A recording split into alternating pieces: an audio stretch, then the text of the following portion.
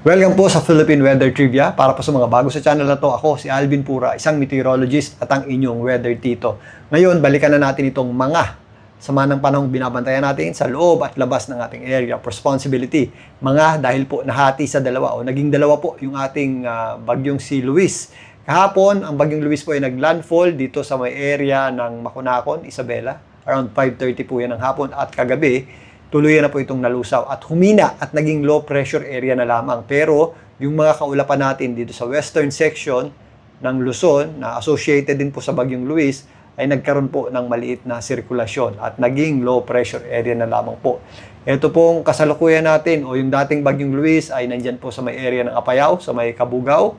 At ito namang panibago nating low pressure area sa kasalukuyan ay nandito po 180 kilometers west ng La Union. Ito pong sama ng panahon na ito ang nakaka-apekto ngayon sa malaking bahagi po ng Luzon. At yung ating habagat din ay unti-unti na rin po lumalakas at nakaka-apekto naman dito sa western section, sa ibabang bahagi ng Luzon at western section ng Visayas. Ang ganito pong pagkakataon ay nangyayari kapag mahina po yung ating weather system. So katangian po yan ng mahinang low pressure area o mahinang bagyo. Dahil nga humina yung bagyong si Luis is nagkakaroon po yan ng paglipat-lipat ng center or gitna at sa pagkakataong ito, nagkaroon po tayo ng parang general area na malawak yung ating low pressure area. Pero generally, ito rin po yung dating bagyong Luis. Samantalang, ito namang bagyong may international name na Dolphin ay huli pong namataan ng Pag-asa sa layong 2,240 kilometers east-northeast ng extreme northern Luzon. At yan po ay nasa typhoon category pa din na may taglay na lakas na hangin na nasa around 155 kilometers per hour malapit sa kanyang gitna at kung minsan may mga pagbugsong umabot sa 190 kilometers per hour. Bahagya po yung bumagal, pero sa ngayon, hindi pa rin po natin yan inaasahang maglandfall o tumama sa lupa. Yan po ay didikit dito sa kanto ng ating area of responsibility bukas at kasabay po niyan, papalakasin niya yung ating habagat o southwest monsoon. At siya rin po ang lulusaw again dito po. O siya rin po ang nagpapahina actually dito po sa mga low pressure area natin dito sa eastern section ng Luzon at dito sa West Philippine Sea. At kung papansin niyo itong ating satellite image, meron tayong linya ng puti. Ito po yung ating lines of equal pressure o isobar. Na-enclose po dyan itong mga low pressure area natin sa itaas na bahagi nating bansa. Ibig sabihin po niyan, hindi naglalayo yung kanilang pressure. At itong general area na ito, yan po yung pinanggalingan ng Bagyong Luis. At ito naman po ay sumasama na dito sa isobar ng bagyong may international name na Dolphin, yung kanyang pinakalabas na isobar. Ang pinakasimpleng term natin dyan, itong ating general area na may mga bababang pressure ay tumawid sa ating bansa at hihilahin din o magiging parte ng habagat na itong bagyong si Dolphin o yung bagyong may international name na Dolphin. Pero sa ngayon, magpapatuloy po ang epekto nitong ating mga low pressure area dito sa Luzon, lalong-lalo na sa western section ng northern at central Luzon. At magpapatuloy pa po yan hanggang bukas. So, base dito sa ating satellite image, bagamat nabawasan yung ating mga pagulan at mga hangin, meron pa rin tayong posibleng mga malalakas na pagulan dito po sa areas ng La Union at Pangasinan, maging dito sa mga kabundukan ng Cordillera, including Benguet at Baguio City, Ilocos Norte at Ilocos Sur. So, nandito yung ating concentration ng mga kaulapan sa ngayon. Although yung ating sentro ng isang bagyo ay nandito sa may area ng Apayao, maulap din po ang panahon natin dyan at posible yung mga kalat-kalat na pagulan. Samantalang, ang malaking bahagi ng Central Luzon, maulap din po ang panahon natin at mataas din po yung ating tsansa ng pagulan, including Zambales at Bataan. Dito naman sa mas mababang area ng Luzon, Metro Manila at itong areas ng Calabarzon, Cavite at Batangas, Mindoro, Marinduque, Romblon. Although minsan sumisili po yung ating araw, mataas na po yung ating tsansa ng pagulan. Habagat naman po ang dahilan ng ating mga pagulan. Kaninang umaga, meron na tayong mga thunderstorms dito sa Metro Manila. So, ganyan po yung ating situation sa mga susunod na araw pa. Minsan sumisilip yung ating araw, pero anumang oras sa maghapon, pwede po tayong makaranas ng mga mahina, minsan katamtaman, at kung may thunderstorms tayo, ay malakas na pagulan. So, magpapatuloy pa po yan hanggang sa weekend. At madadagdagan pa yung ating tsansa ng pagulan sa darating na weekend. Samantalang, eto namang si Dolphin, ay wala pa pong direktang epekto sa atin, pero yan po ay kikilos ng napakalapit dito sa kanto ng ating area of responsibility. At silipin natin tong mga posibleng mangyari sa mga susunod na araw. So base nga dito, at kung mapapansin nyo again, yung ating isobars, parte na po. Or ito yung may kataasang pressure. Kumbaga, ito yung Dolphin, yung pinakamababang pressure niya, nasa gitna niyan.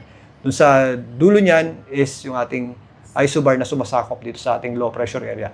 At kung papansinin nyo, bukas, ayan, lumalapit na po siya at nagiging parte na nung mas mababa pang pressure nitong bagyong si Dolphin. So, nagiging parte na po yan ng sirkulasyon mula ngayon hanggang bukas at lalong-lalo na po sa Thursday. So, mula bukas, parte na po yan ng ating sirkulasyon. Ito na po yung ating transition to habagat o southwest monsoon. Pero kung mapapansin nyo, magpapatuloy pa rin pong nakatambay ang mga kaulapan na yan at mga tsansa ng pagulan dito po sa Luzon. So, ang aasahan po natin is magpapatuloy ng ating mga pagulan dito sa western section ng Luzon, western section ng northern at central Luzon, maging dito sa area ng Mimaropa. Bukas, kahit po nilulusaw na o sinisira na nitong bagyong Dolphin yung sirkulasyon ng ating mga low pressure area. So, possible po na bukas wala na po yung low pressure area natin, pero magiging habagat na po yan, o southwest monsoon. At sa mga susunod na araw, ayan, magpapatuloy po ang epekto ng ating habagat at southwest monsoon. At mula Friday naman hanggang sa weekend, dikit-dikit na po yung ating mga linya. Ang ibig sabihin po niyan, yung ating conditions ay magiging breezy or minsan gusty. Ibig sabihin po niyan, mahangin po, mararamdaman po natin ang mga hangin na dulot ng ating habagat. Mula Thursday, increasing po, Friday, lalong-lalo na sa darating na weekend. So, maghapon po tayong mahangin. Extended pa po yan hanggang sa Visayas. Itong mga dikit-dikit na linya na yan, nangangahulugan pong lumalakas po yung ating hangin. At kaakibat nga niyan, sa weekend din po, tataas din po yung ating tsansa ng pagulan dito sa western section. Or magpapatuloy nga yung ating tsansa ng pagulan na mataas dito po sa western section ng ating bansa. Luzon, Visayas, at itong Northern Central, including Mimaropa, including po ang Metro Manila. So by Friday hanggang weekend, meron po tayong epekto ng habagat na papalakasin ng bagyong may international name na Dolphin habang kumikilos po yan dito sa katimugang bahagi ng Japan. So bago tayo matapos, silipin muna natin itong heavy rainfall warning advisory ng Pag-asa para ngayong araw hanggang bukas. Again, nandito, meron pa rin tayong mga posibleng heavy at kung minsan intense rains. Bagamat umu-offshore yung ating sama ng panahon, hindi pa po tapos ang epekto niya na maaari pa nga yung bumalik dahil nga kumikilos pabalik naman yung ating mga low pressure area at hinihila nitong papalapit na bagyong may international name na Dolphin.